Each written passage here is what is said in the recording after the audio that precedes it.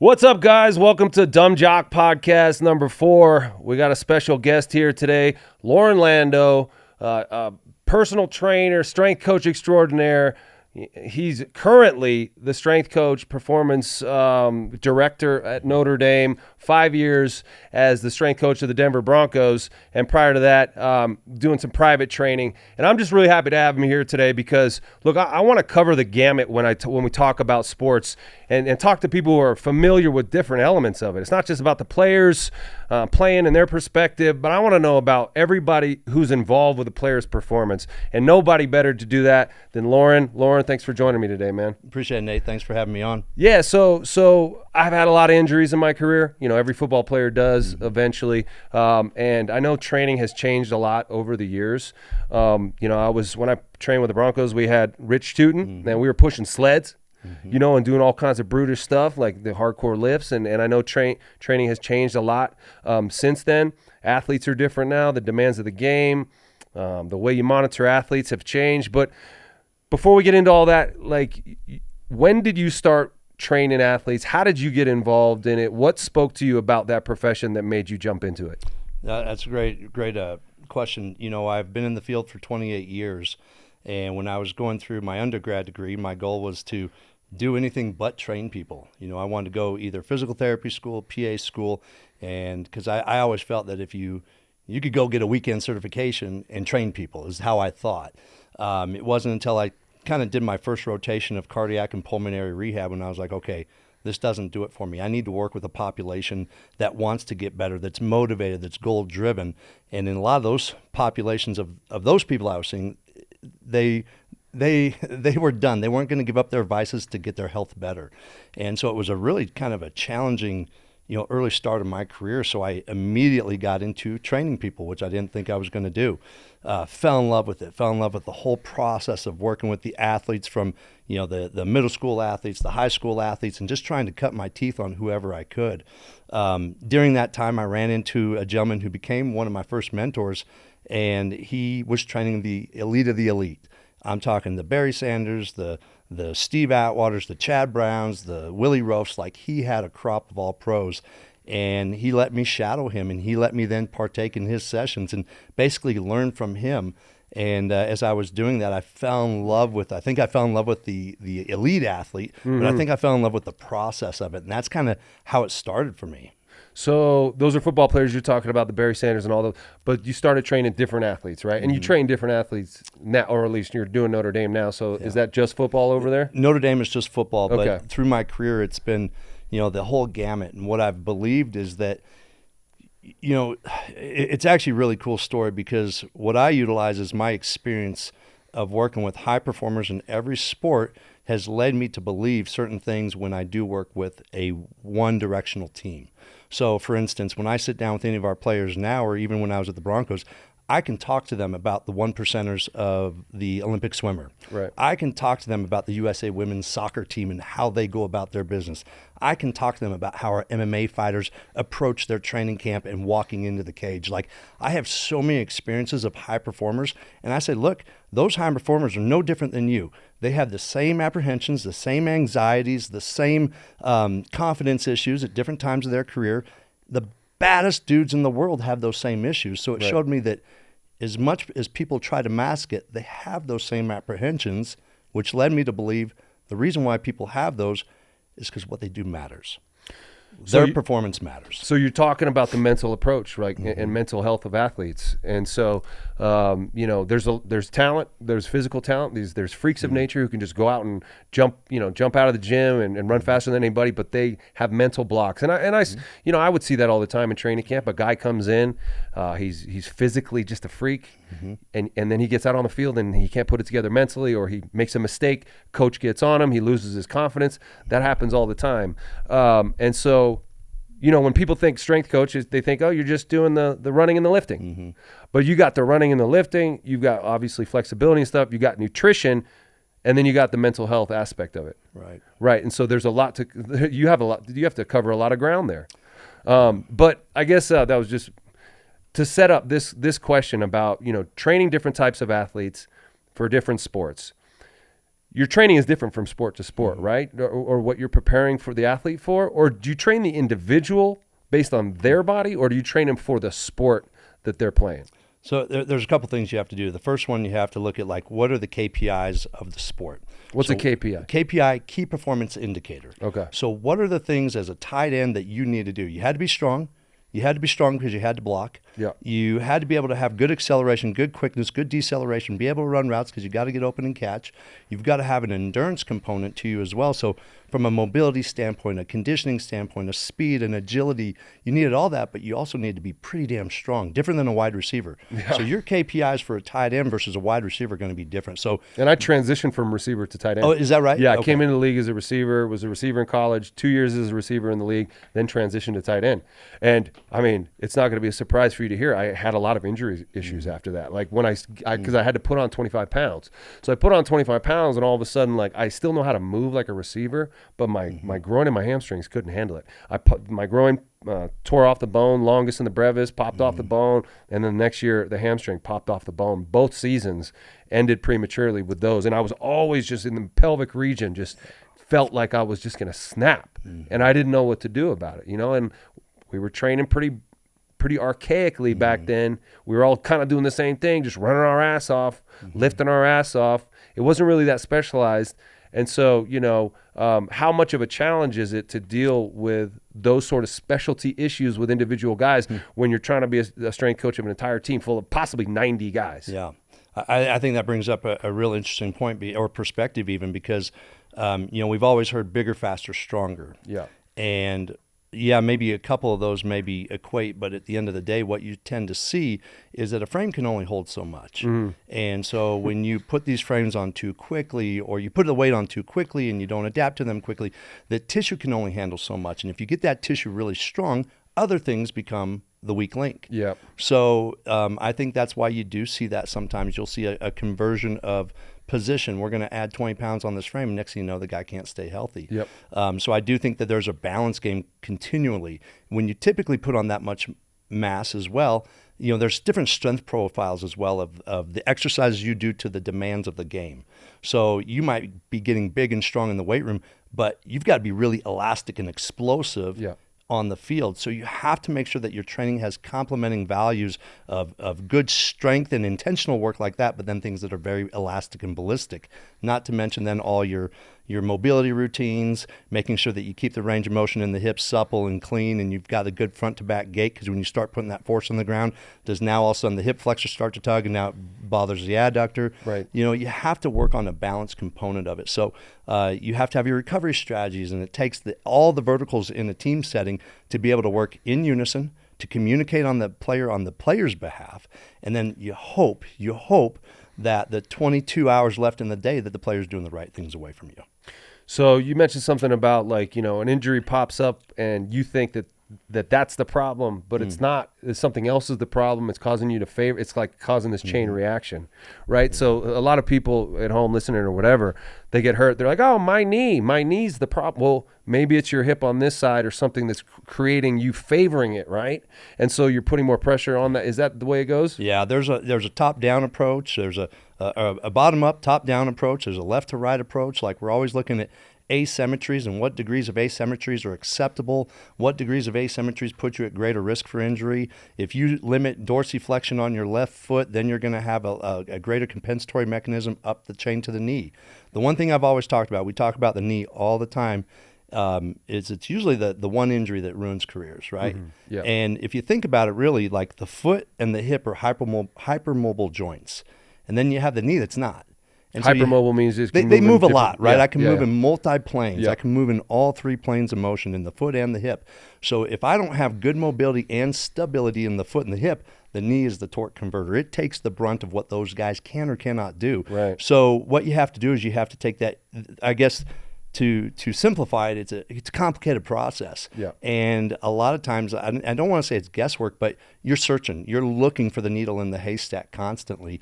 And they say the number one predictor of injury is previous injury. Yeah. So if I have an ankle on one side or a foot on one side, it usually works its way up the chain. So those are the things. That's why it's really important not to cut your rehab short or Right. not to rush through something, because those becomes a chain reaction or a cascade events up the chain. And so all the things you're talking about with the things that can go wrong with your body and the chain reaction and all the mobility and stuff, football challenges that in unique ways, because there's unique demands. Like for example, a 90 player roster which is what you got in the off season, right? You got all sorts of different body types. Yeah. You got all sorts of different movements. And then you get out on the football field, and movements you didn't necessarily train for happen because of stuff that happens around you. Like if you're a swimmer or a track or whatever, like everything's the movements you can predict. You know exactly what's going to happen when you're swimming. I mean, no one jumps on top of you while you're swimming a race, right? Or no one tries to get in your way while you're running 100 meters and causes you to do this. In football, there's always this unpredictable movements happening. How do you prepare for those? Because football injuries are so common. And, like position groups or whatever will get snake bitten, or some years there's a ton of injuries. I remember a couple years ago, you guys had a bunch of hamstrings. How do you account for that kind of stuff when there's so much variability? Sure, there's a lot of variability, and I think what you do is you look back to what are the key culprits of a certain injury. We'll take soft tissue, for example. Everybody wants to lump hamstrings in, but just think soft tissue, hip flexor, groin, calves, and hamstrings. We'll just call them soft tissue, lower extremity soft tissue. Those are the most, first of all, this is what a lot of people don't understand. If you look at the number one missed time in pro sports, it's hamstring injuries. Yeah. And so it's common. And the biggest predictor of those outside of previous injury are typically high-speed running. Yeah. So now you mentioned snake bit rooms. So say you have a receiver room, you have 10 guys in it. One guy misses practice because he's sick. One guy misses it because he's got this going on. Next thing you know, you have reps for 10 guys now whittled down to 8. Yeah. Oh, somebody gets sick in the middle of practice. Now that's down to 7. The practice reps don't change. So you have this thing that I always called collateral load. So anytime you have anybody go down in position group, other guys take that workload. So the second, besides high-speed yards, the third biggest reason of injury, soft tissue, is spike in workload. So now that position group just got a spike in workload. So now you're crossing your fingers to get through either that practice or through the game week. You might be able to get through practice, but then what's the cumulative toll through the rest of the week and then into game day? So I remember one year, one of our coaches was saying, I don't understand how a guy who plays 12 plays can get a hamstring in a game. And it was a coach who was talking about it wasn't a starter. It was a second, third guy, but he was a 4-core special teamer. Okay, well, if they're running 2s or 3s on your depth chart, where are they getting the reps in the week? The end of the week. Yeah. The end of the week, they're getting a ton of reps. Oh, yeah. So now they're getting crushed on reps because they're doing scout team. They're doing a lot of different you got to things. do all the scout team. And then they're the guys who have the highest high-speed yards in games because they're covering the most distance. Covering kicks. So that's when I was like, well, yeah, they're playing 12 plays, but their 12 plays is different than the 60 plays here or the 80 plays here on the O-line. Right. It's different demands. And so you look at all those different things. And, you mentioned the year with the hamstrings. Like, you go back to us, and I would say the number one thing that keeps your team healthy, balanced play. If your offense can sustain drives, your defense can sustain or get 3 and outs, and those are the things that keep you in a smart work-to-rest ratio. Well, that year we led the NFL in punting. Yeah. We led the NFL, and it wasn't even close. Yeah. And it was a track meet. The other thing that, Nate, because we're on the topic of it, and it's like you have to uncover every stone, and that's what I do. I sit there and say, I have a fingerprint in this too. Like, is there things we're missing in the weight room? Did we not do enough conditioning? Did we do too much of this? Did we do too much of that? And so you have to look under everything, and everybody's got to fingerprint it. But the other thing, you look at our 22 year, our first 5 out of 6 games are prime time. So that means you're playing on a shortened week, and you're traveling. And so we played. And you're playing at night. Did that matter for? It does, because then it decreases your recovery time for the next game of the week. So we played. I think we opened our season Monday night in Seattle. Right. So you open up a Monday night game in Seattle. It was a late game. We get home at 5 in the morning. On Tuesday, but we're expected to then play on Sunday. So we had 5 games of that. Our first 6 games were 5 games just like that. We had a Thursday night game. We had a London game. And the other thing is we were the second most traveled team in the NFL that year. So my point is not to share blame. It's to sit there and say, there's a lot of factors that go into it. And I remember when Coach Fox was here, he always said soft tissue injuries are on the player. He used to always say that. He says, you're not sleeping enough, you're not hydrated, you're not doing the things outside of here. Yeah. Now, that was hearsay. I didn't hear Coach Fox say that. I heard other people speak about that. But there's an element of that. So you have to look at every aspect when you talk about those injuries. We can talk about the imbalances. The other thing you have to talk about, too, is I have a roster of 21-year-olds up to 36-year-olds in the NFL. Yeah. So the way and rate at which those people recover is different as well. Right. So you also, you were there for 5 years, and during that time you had like 3 or 4 coaches, right? And those coaches have different philosophies and routines and how to structure practice and stuff like that. And, without understanding the nuts and bolts of what was going on behind closed doors and that kind of stuff, Chad and I had a show at that time, and we were watching training camp. This was Hackett's first year and Russell Wilson's first year. And what struck us was the lack of, the practices seemed to be pretty easy compared to what we were used to seeing. They weren't pushing for the football players as much as we had. Now, maybe that was old school, us being like, you got to work these guys harder. But then, during the season, Hackett always talked about, we want to save these guys for December, right? So we don't want to have strenuous practices, really. We want to back off. Of course, we are from the time when you did double days and all that. And of course, we had our injuries then. But it seemed as if, and from my perspective, that, you'll know this better than me, but the question is, did that sort of approach to practices that Hackett had contribute to more injuries in the long run because these guys weren't dialing it up on a regular basis? Yeah, I don't know, because it's funny, because I remember listening to Stokely and a few other people talk about how easy the practices were. And when we were going through our OTAs that year, we went big in OTAs. And because we compared our practice workloads against previous coaches, and we were going. And how do you compare it against previous coaches? You look at your GPS. Okay, so yeah. So every talk player, a little bit about that. Yeah, every player wears a GPS monitor in their pads, and those GPS monitors tell us how much distance they covered. Okay, and you'll be shocked to hear this, and you may have felt it on your body, but a wide receiver, a number one wide receiver in an NFL game will typically cover 6,000 to 8,000 yards in a game. Wow. Yeah. So when you start to think about that, now that's jogging back to the huddle, that's jogging off the field, that's walking on the sideline. Yeah. But that's the accumulative volume. But so we get that data from the GPS. Then the other thing the GPS tells us is how many times do we accelerate, how many times do we decelerate, how many times do we change direction, and then what were our speed bands. So perfect example, you have a car odometer. Your odometer says, Nate, that you drove 500 miles. Okay, cool. I know the distance. I know nothing else. Right. So that's one of the variables we look at, is how much distance. Then we have another one that says how many starts and stops. Okay, that gives you an idea. You're probably driving in the city, putting on the brakes, accelerating. And then we have another one that's our speed bands, which is high-speed running yards. Okay, we were cruising on the highway and we were flying. And so that's how we kind of break up our dashboard when we look at our GPS units, is how fast, how far, and how many change of directions do we have. And this allows you then to try to manipulate your variables through a practice week. Well, in season, that's pretty easy, because usually Wednesday's your run fits.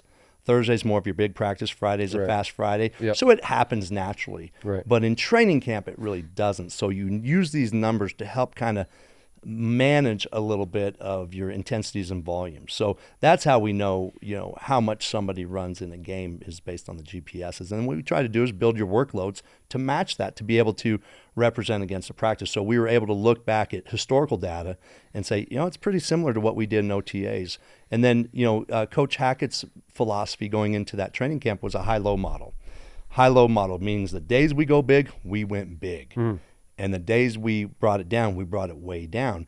And the goal was to maximize high effort work. Now, it was kind of cool because, hindsight's always 20/20. We walked out of that training camp, we were the healthiest team in the NFL. We were the healthiest team. But I think because of that, sometimes you don't saturate enough just grit work or grunt work at times. Yeah, Chad would talk about it, call it the callus. Yeah. Right? Yeah. Do you think there's something to that, or is that just kind of an old school mentality? Because, there's also sort of restrictions in the CBA as well. You can't hit as much. Yeah. There's only one practice a day now. But football is a physical game, and you get out there, you do have to bang. Yeah. And so where is the line between trying to protect guys and save them for the season, but actually and also trying to get them ready for the physical and withstanding the banging. Yeah, I think that's the billion-dollar question everybody's trying to answer because nobody has it figured out. Yeah. What I try to do is I pay attention to the teams who historically stay the healthiest. And I remember a coach saying this to me one year. He said, "Are we hurt because we're bad, or are we bad because we're hurt?" Yeah. And it took me a little bit to understand what he was saying, but really what he was saying, like, if you play good sound ball, you're in the right positions, you're not missing the block, and this guy doesn't get rolled up. Yeah. That's what he meant. Yeah. And, you don't have two wide receivers in the same spot, and now you're on top of each other. You're not having trash at the line of scrimmage. And I look back to the Chiefs, like, they're never on the ground. Right. They are never on the ground. So to me, that was something that really jumped out to me. So I think that one commonality you see is the teams that stay healthy or stay on their feet. Yeah. It's a big deal. Yeah. It sounds really dumb, but it's a big deal. But it goes back to that, am I in the right place? Am I doing my job? Yeah, it's a strategic game of 11 guys on 11 guys. And as you mentioned earlier, there's so much variation, variability, chaos. Like, it's traumatic out there. It's a physical game. So I want to go back to your point about the callousing. It's real. You have to be calloused for this game. You cannot play it. You can't train soft and fight tough. And I think what happens is sometimes we try to apply too much science. Yeah. Because I've always told my coaches, what a well-prepared team looks like. There's 3 factors we need to look at: technical, tactical, physiological. And I can tell you physiological, hey, we're smashed. But if technically and tactically we look like crap, we're going to lose. So the coaches have a good eye of what it needs to look like. And I would say in most cases we would use the science to really it kind of hand in glove with what they already intuitively knew. So I think you use the science and the data to look for your outliers. Right, but you got to trust your instinct also as a coach, right? Yeah. And feel what your players need, and so Nathaniel Hackett came in here and he had a lot of ideas and ways to change things and do things a little bit different. And what I'm hearing from you is that those are good ideas. Yeah. And he just wasn't able to kind of put it all together as quickly as everyone wanted him to, because the pressure is there to win right away. You had the Russell Wilson factor, who that was a difficult kind of nut to crack because of.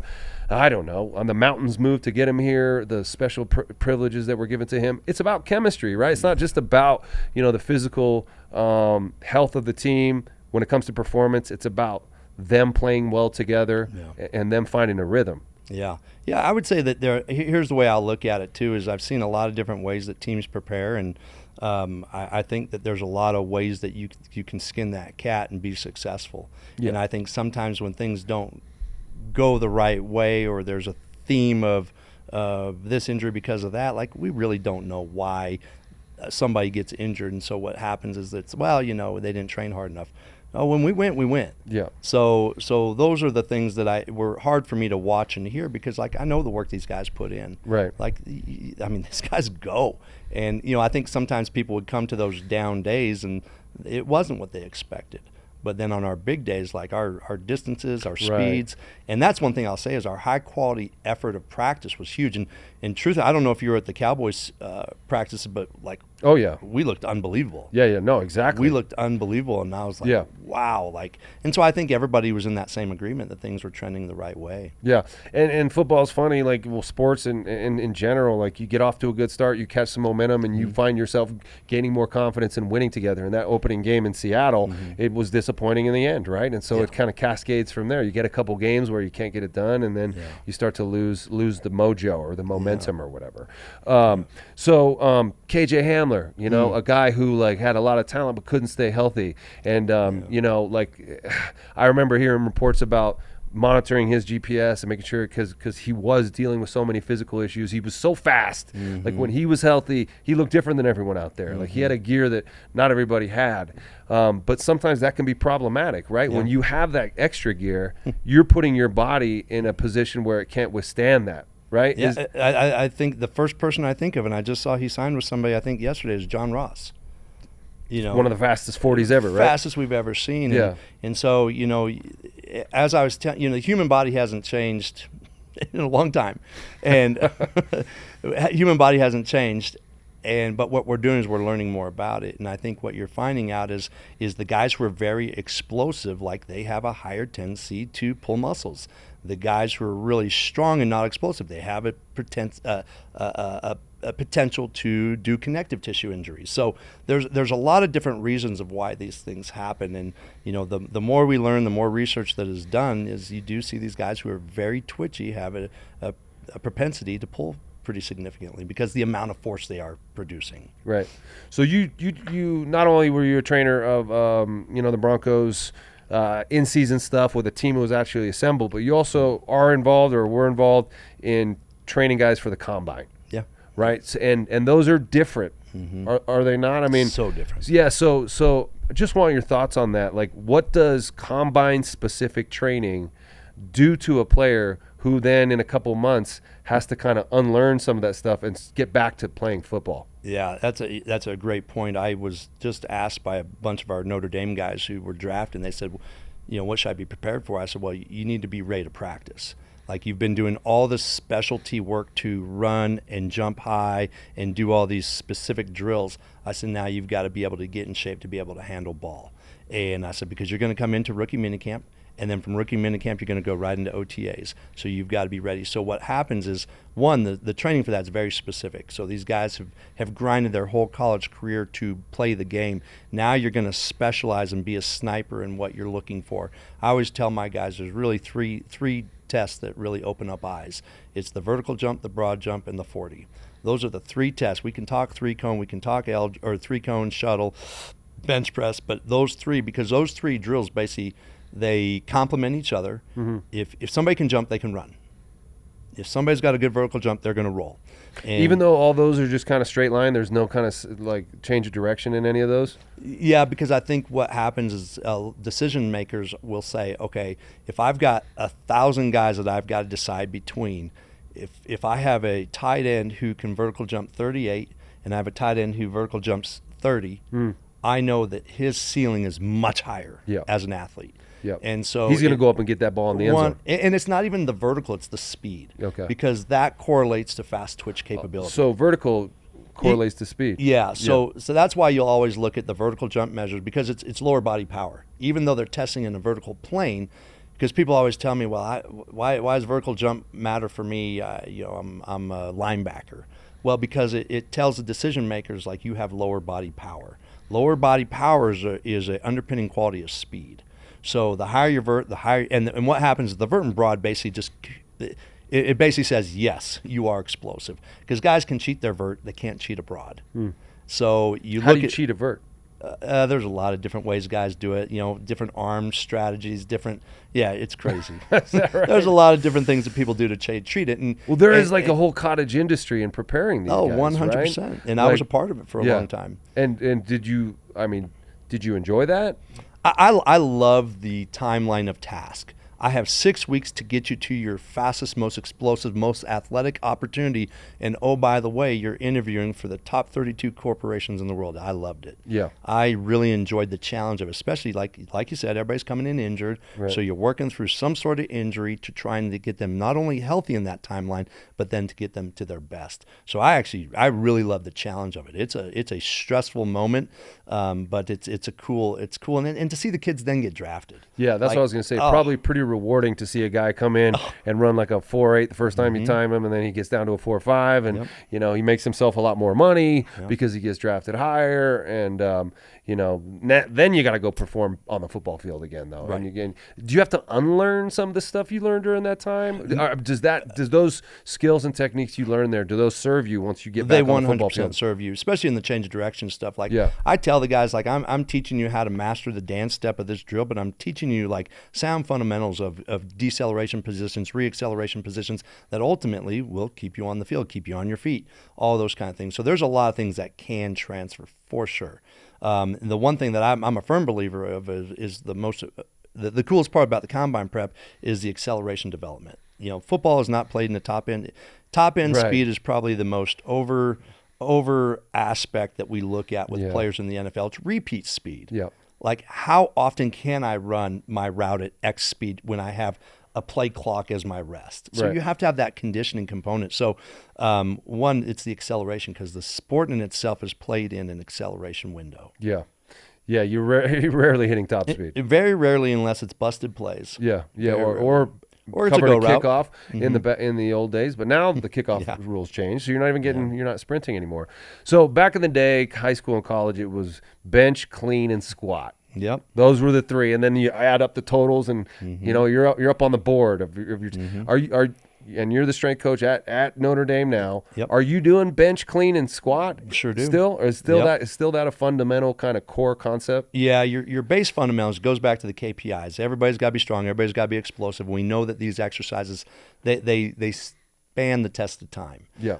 But the biggest thing that's different now is you have different velocity windows that you're going to work in. So force equals mass times acceleration. Okay, when you and I were growing up, it was how much mass can you always put on the bar, and the bar moved really, really slow, but you had a lot of weight on it.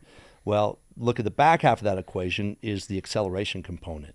So what you'll see now is you'll see those three key lifts are still being done, and we have a lot of other derivatives and other exercises we do, but those are the three that you really manage and monitor to say, are we getting stronger? Are we getting more explosive? So the flip side of that is we have the acceleration day. Hey, we're going to take this down to 60% of your max, and you're going to move this as fast as you can. It's not just a warm-up set. It's control down, drive up. Control down, drive up, because now we're working on the acceleration component. Because that is football. I mean, you're not going to be like, hey, big guy, just sit here and I'm going to try to push you up. You're not going to do that. You're going to try to get him off as quickly as possible, right? Exactly. So you have to do it all. Yeah. You have to work on the force and you have to work on the acceleration. Yeah. And so those are the things, and you'll hear people talk about velocity-based training where we have cameras that look, that basically film our guys, and it will tell you the speed of the bar every time they move. Wow. So we might come out and say, hey guys, we're going 4x3 today. We're going to be at 65% of the weight or 65% of your max load, and I want you to move it at 1.0.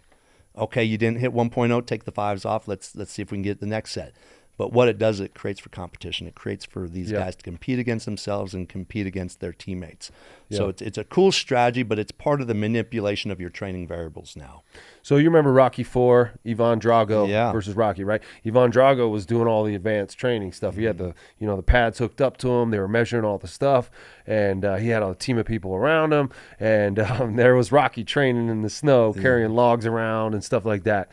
Do you ever see athletes who, once you get them all into the metrics and stuff like that, do you see them lose the edge that it requires to be competitive on game day? You and I both know you got to go to a place. Yeah. You got to go to a place. Late in the half, late in the fourth quarter, you got to go to a place that is uncomfortable, that you know that your training's been harder than what you're about to go into. So you have to go into that. I would say maybe not lose their edge, but I remember when we really first started getting involved with the MMA community and we were bringing in a little bit of science thing, and the head coach of the MMA guy goes, I love it.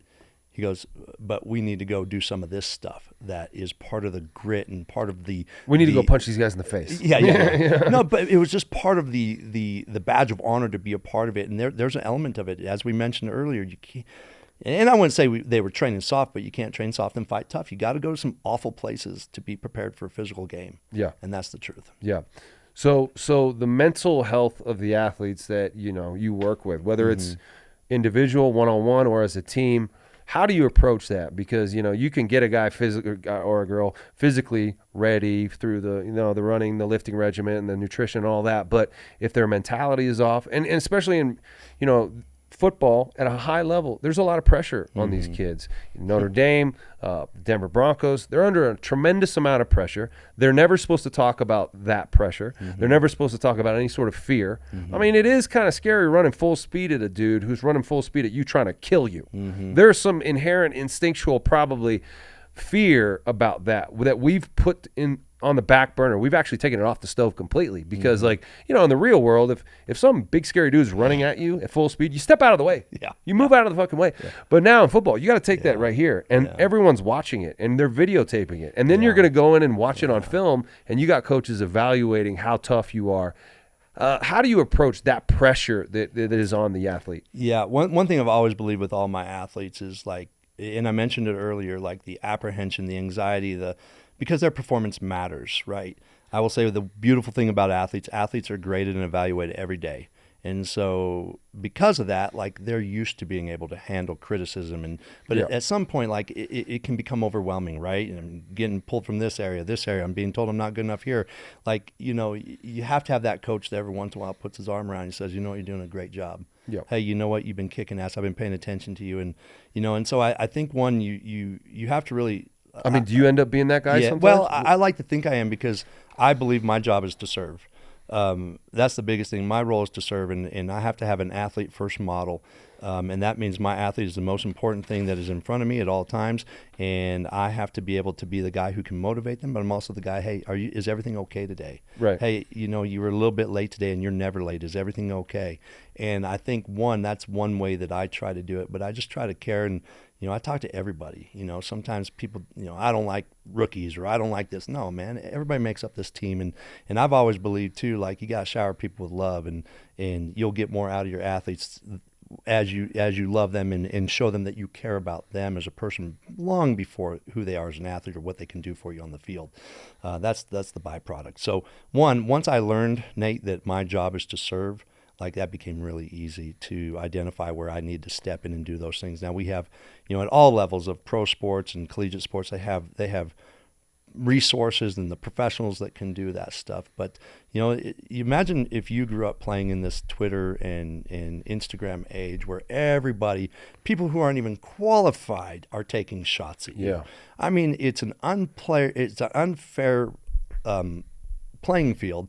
But the people say, well, they make so much money. No. It doesn't mean you treat them a certain way. You're still a human being. You're still a human being. You don't treat them poorly because they make so much. They are gifted and they're good at what they do. They deserve that money. Yeah. They are good at what they do. Nobody's standing over you at your job telling you, how you're failing when they don't even know what your job is. Right. And so those have become the things that my heart like really started to break for some of these guys to see how they were just the fans that said they loved them would turn on them. And it's like, look, like the other team gets paid too.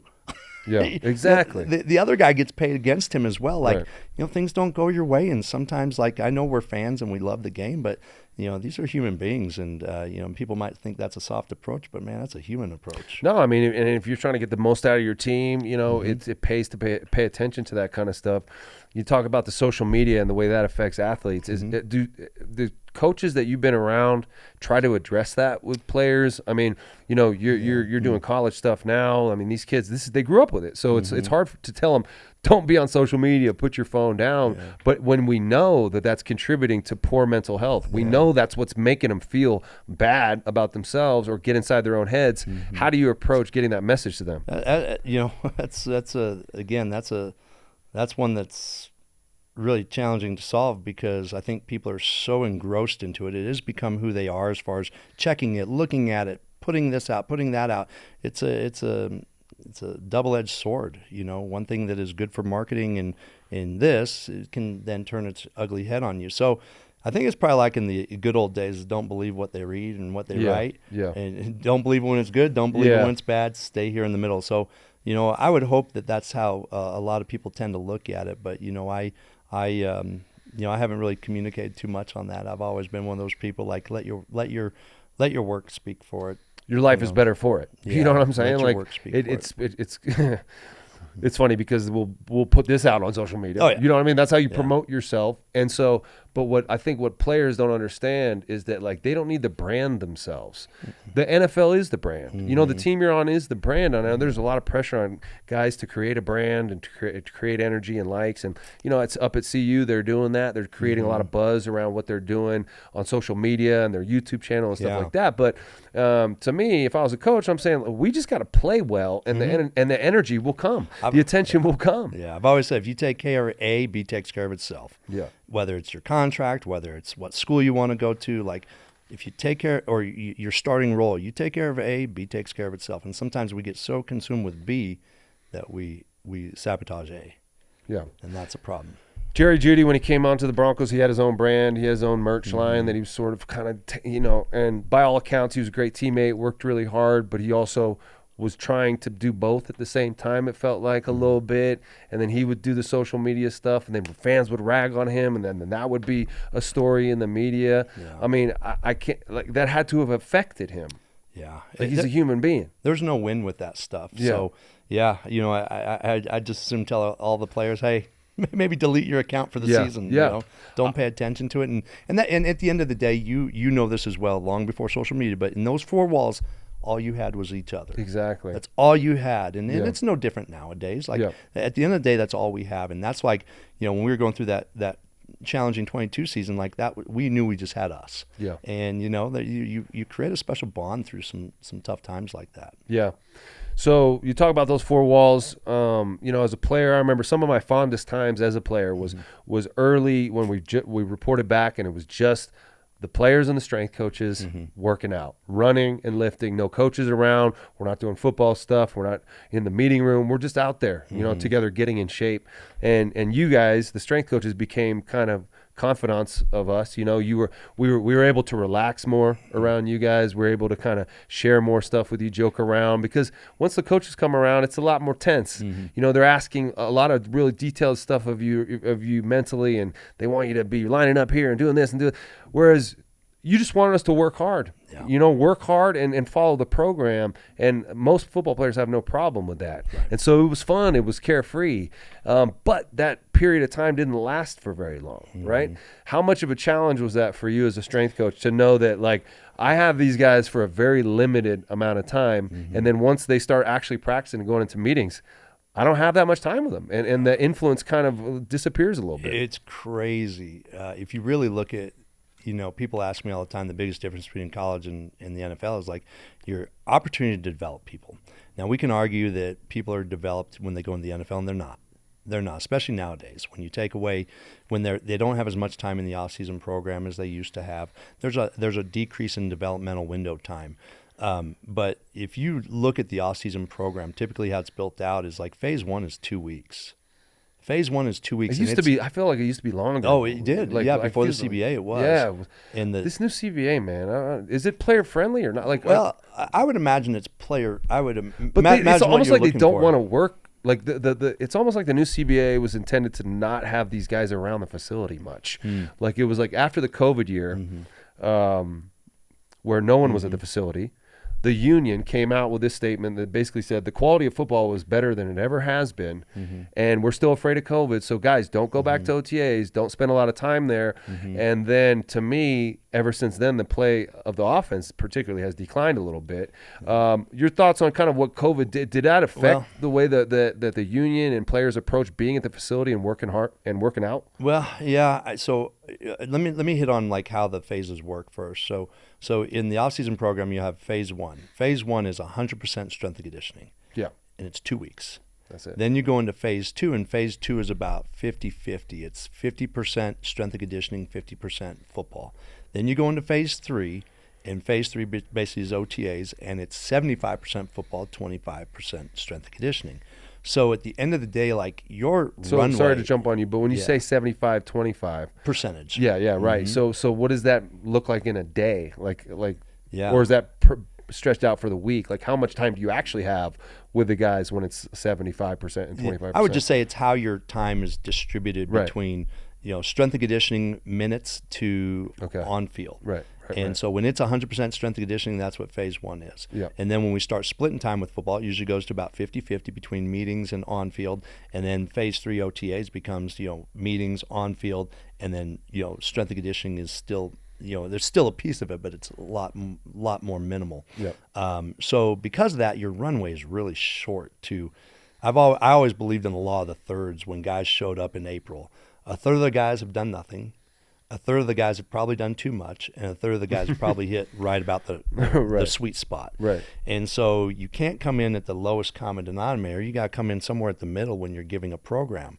But you have to also remember some of these guys may not have put on cleats in the last 3 months. Yeah. So there's an introductory period, if you will, even into that phase 1. So, it's built out beautifully in my ideal world of sports science and sports performance. You just wish you had a little bit longer runway to prepare the body for what it's going to do.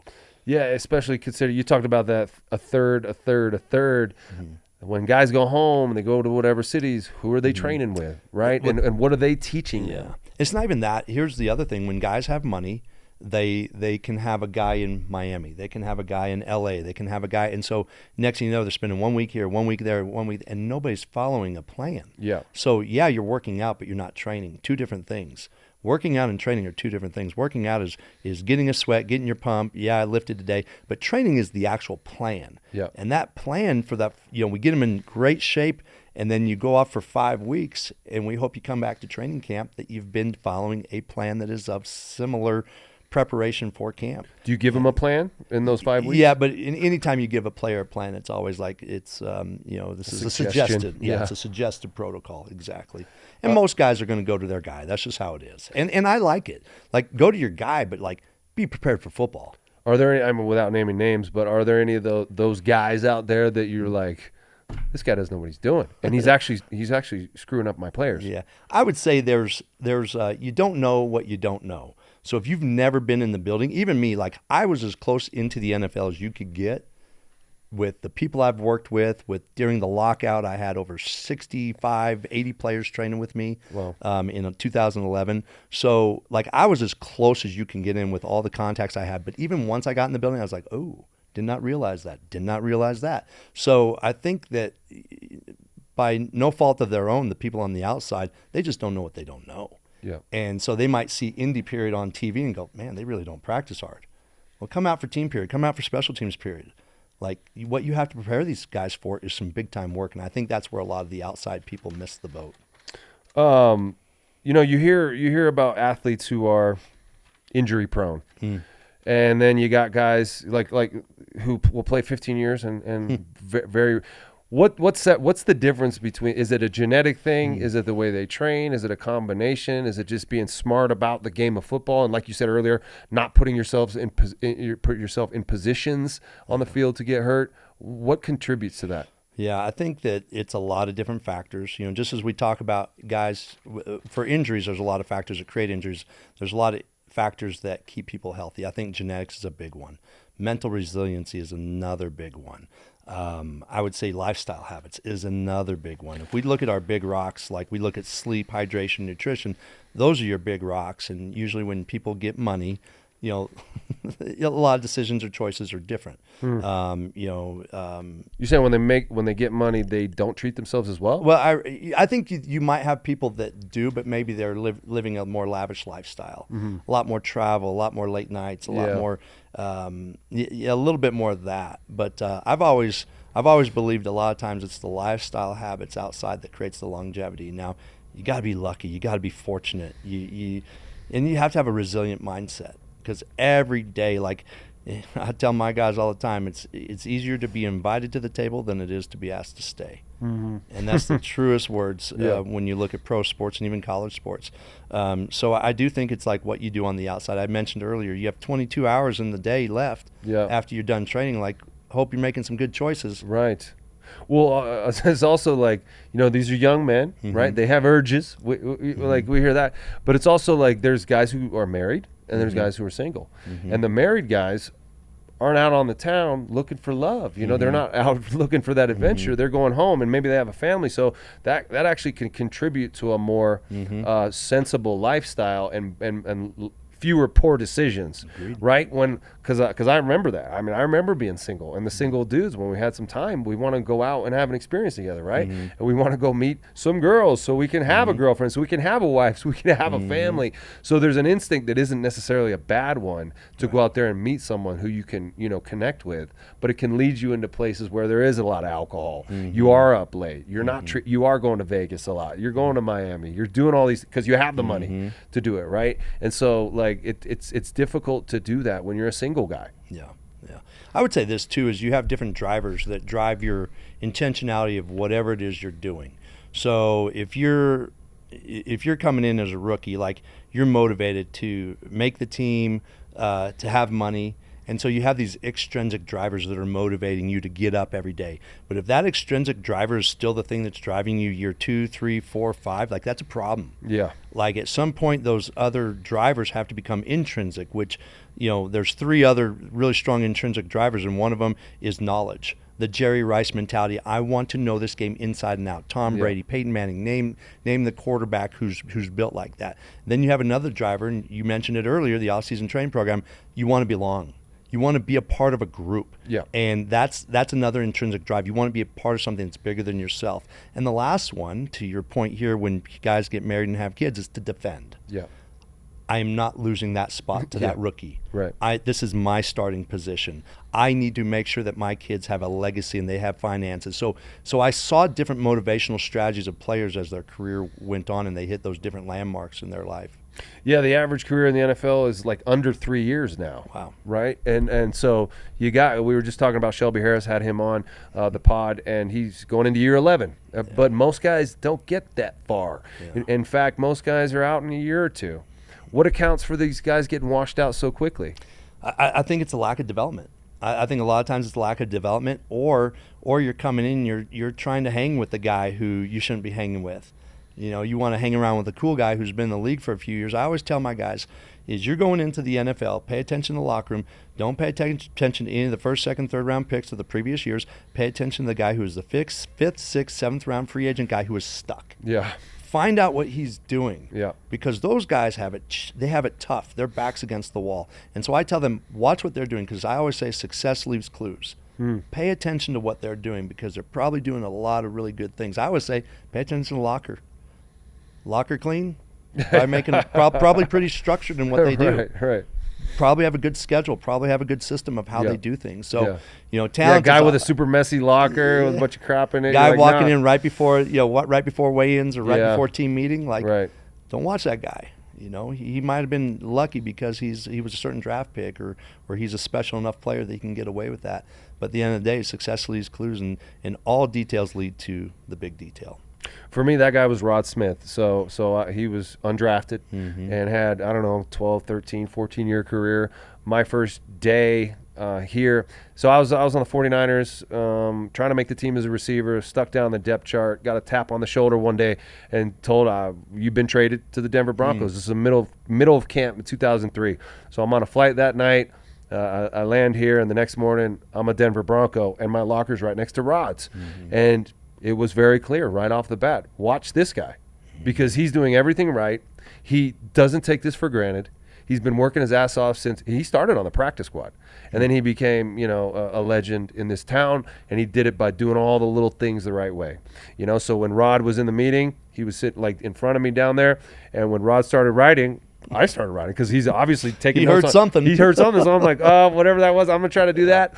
I'm tying my shoes the way Rod's tying his shoes. I'm trying to run routes the way Rod's running routes. He's run blocking his ass off. I'm doing that as a wide receiver. He's returning punts. He doesn't need to be doing that. I'm doing everything I possibly can because Rod was leading the way. And not only that, but he was the type of veteran who wanted to impart that on the young guys. It wasn't just the example. He would also call us into – he would have a money meeting, where he called us in and he told us about money and what it meant. Like, he's like, if you go out and buy a $50,000 car, it's not just your signature there. It's this. And he had a bag with $50,000 and he pulled it out and he puts it on the table. Wow. That was a week after I bought my $50,000 car. Like that. I'm like, I can take this back. Yeah. Like, why didn't you have this meeting last week, Rod? But that was the kind of guy, and you need the locker room. You need those guys. And I think the Broncos haven't had those like long established veterans who with skins on the wall to kind of show. I mean, obviously there was guys who were respected in the locker room and who had success, but the Broncos as a team hadn't had success in, 6-7 years. And so it's hard for the young guys to know who to look to there. You know what I'm saying? I agree. So as a trainer, the first, you talk about the first 2 weeks when you're getting guys in shape. Now I remember for us it was, about 45 minutes or an hour of running and then about an hour of lifting. Is that kind of what it is still? That's pretty much how it is. Yeah. I mean, you only have so much time. You got usually two hours, and within that 2 hours, you have to take into consideration it's going to take us 5 minutes to get from the field to the weight room, change shoes, get the shoes off, get the cleats off, get the shoes on, get into our lift. Oh, by the way, I have to have you out of the weight room by this 2 hour mark. So you're always. So you only have 2 hours. You only have 2 hours, Okay. and if you are over that, it's it's in violation of the CBA. Yeah. Okay, and so if you have a union rep who like is being a jerk about it, then he could call them up. Sure, they could. Yeah, they could. But you want to do right by the situation and the you rules established. Right. Yeah, you want to do right by the rules established. So you're always working around those timelines Right. of everything that you're kind of held to do, and you don't want that to come down on your watch. Right. So we were always very cognizant, but it's the same thing. It's got about 45 minutes of running and about an hour lift. And but to your point, like that off-season period, like that, such a great time. The players know we have no jurisdiction on their depth chart. Yeah, So we're exactly. safe. We're Yeah. a safe space for Yeah. them to have fun, to lift, to work hard, to do all that. So I've always relished and enjoyed the off-season program. Always loved it. So like day one of running, like what do you do? Like, you know, what are the runs look like? What do the sets look like of what you're actually asking these guys to do running wise? Yeah, you know, you got to be smart. Like I said, the law of the thirds. Yeah. And the other thing you have to think about, especially in Denver, is like all these guys just came in from out of town. Yeah. The altitude too. Right? Yeah, and that's one thing people never talk about, the soft tissue here. Like there's a difference here. There is. Right. With how quickly you get dehydrated, like there's a physiological difference. However, with that being said, like if guys just showed up on a Sunday and you're starting workouts on a Monday, like, you know, you want to be smart. A lot of these guys probably haven't hydrated well, but you get them out into our dry weather, and, you know, we can get some hot days in May and April. But you get them in tempo running. You probably first time they've had their cleats on, so you don't do a lot of hard XL, decel, but you just need to open them up, get their lungs going. So it's striders across the field, probably 2 sets of 5 across the field.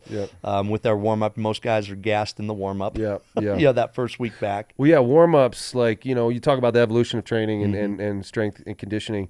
Warm ups have become more robust, right? And so when you're warming up to be explosive and to run and to attack stuff, what's your mentality in a warm up? Sure, you got to go general to specific, and you go from isolated to integrated. So if you'll see a lot of players do this. I do it at Notre Dame. We start on the ground and we go through our isolated hip exercises to work on the range of motion, activation of all the different patterns and planes of motion that they may go into, but we do it in isolated fashion. That way, if I can look at it and go, oh, you know what, he's restricted in range of motion and hip extension. Wonder what's going on there. So it's a little bit of a screen at one point in time, and it allows the athletes to self-monitor or pay attention to how they're feeling.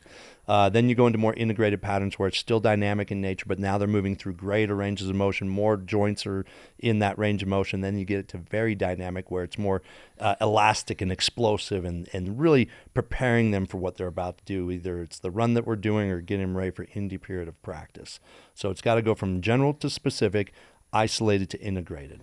How important is core strength to what you do? Because when I was playing ball, man, we didn't really focus on the core as much, and I feel like a lot of the injuries that I was having or trouble I was having would have been helped out by a stronger core or more of a focus on doing core exercises. Yeah, the hip exercise I was talking about at the beginning of our warm up, that's where we really attack. Like there, you have different stabilizing tissues of the trunk, okay? Because you can squat and your core's getting worked. You can clean and your core's getting worked, but then there's a lot of like low-hanging fruit exercises that work on the stability of the spine, the stability of the pelvis. When you have a more stable structure, you can apply force without having too many of those asymmetries or those overcompensation type patterns. So core is important. It's just like, what is it that you're doing is the key. Because we've always done med ball work. We've always done, you know, loaded carries, farmer carries, things like that, which it targets the same area, but there's different degrees of contraction that you have to actually put on it. And part of it's the range of motion. You've got to have good, you know, everybody talks about planking and all this, which is great for an aspect of stability. But, you know, if you're running across the middle and the quarterback throws behind you, you've got to be able to rotate and make sure that you have that range of motion so your rib cartilage, your obliques don't get strained. So there's a lot of different things you have to do for the trunk. So talked a little bit earlier about the science of athletic training and strength and conditioning and how that's evolved over the years or the profession has evolved. What's the next phase? I mean, where is it going? Can you and where do you look for that information? Like, how do you, Loren Landow, learn new stuff in this field? You know, I think it's the ongoing research. I think it's looking under the hood of different sports. The cool thing about my background into, you know, I wasn't just American football. Like I was traveling to Australia, New Zealand, the UK to learn what they were doing as well. So one, it's having the ability to reach out to those colleagues and say, what are you guys doing for this? What are you guys doing for that? And they always say, like, the research is always behind the practitioner, but right now we're seeing something where the research is leading a lot of the dance, which is like double-edged sword as well. So I think what you have to do is you have to use your good, solid intuition of what we know about fundamental preparation and development, but then we have to use good science to help protect ourselves or make things actionable. When I say actionable, they wear the catapults, and if we see that this player's got an exceptional amount of load in Catapults is the GPS, GPS, not an actual catapult. Right. Shoot them through. Yeah. All right, we're gonna do the catapult play. Look out. But I think the goal is, how do you make those things actionable, right? Yeah, right. It's like analytics in football as well. Like, you got your analytics guys on the sideline saying, Coach, I mean, in 30% of the time, well, does that apply here? Yeah. Should I take your advice, or do I have to trust my gut? It's actually a really similar analogy right there, because there's a like I said, technical, tactical, physiological, and sometimes the technical, tactical have to outweigh the physiological, and I think sometimes that gut decision has to outweigh sometimes what we know on the numbers, I would think. So yeah. It's all still random, and you're all still like, it's all theory. Right. It's all theory. Because athletes are pushing themselves to the brink, and eventually something's going to snap. Sometimes physics wins. Yeah, exactly. Sometimes physics wins. Exactly. All right, I got one more question for you, and I really appreciate you joining me today.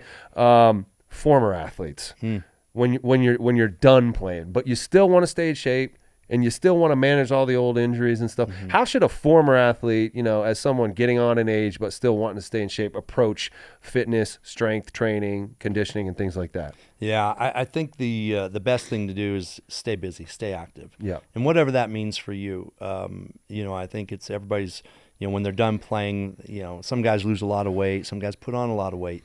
You got to stay busy, you got to stay active, because that helps on the mental side as well.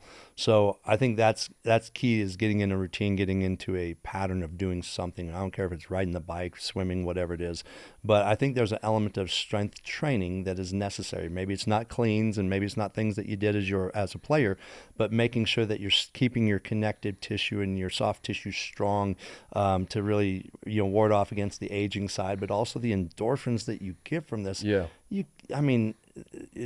It's incredible, and it's what you guys have done for since you were in high school. Yeah. And so a lot of guys I'm never lift. I think Chad Price said that. I'm never lift. Yeah, he doesn't lift. Yeah. I'm like, dude, you gotta go lift. Yeah, man. and he'll still reach out to me and say, hey, I'm turning 50 and I need to dunk. What should I do? Yeah, he's done with that now. Yeah.